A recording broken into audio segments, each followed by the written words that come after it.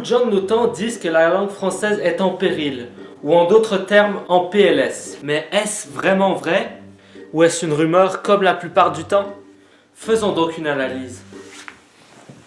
Pour comprendre fondamentalement la cause d'un certain comportement humain, il faut d'abord comprendre fondamentalement pourquoi les gens ont cet avis.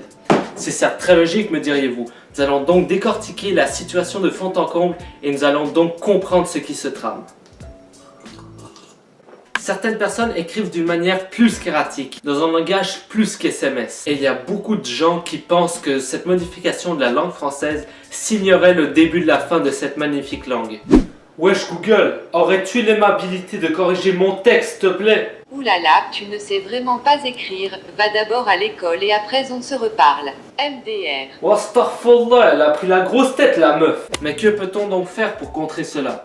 C'est une excellente question. Et à question simple, réponse simple. Envoyez-les en cours de français. C'est chiant, c'est ennuyant, mais pour être franc, c'est mieux. T'as compris? Pour être franc, c'est mieux. Français, parce qu'on les envoie en cours de français. Non mais ta gueule. Ok, c'est bon, j'arrête.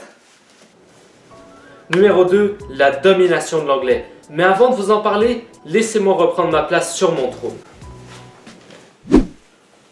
Ah.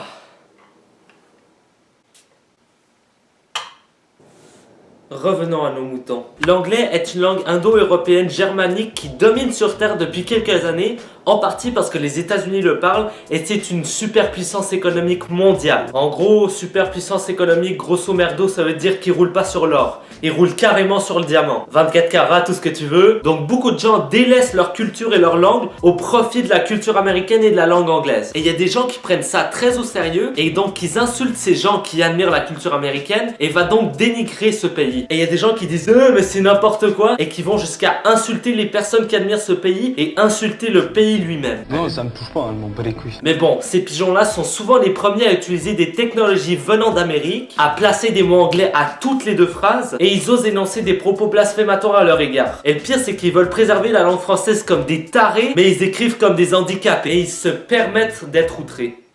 No! God, please, no! Numéro 3.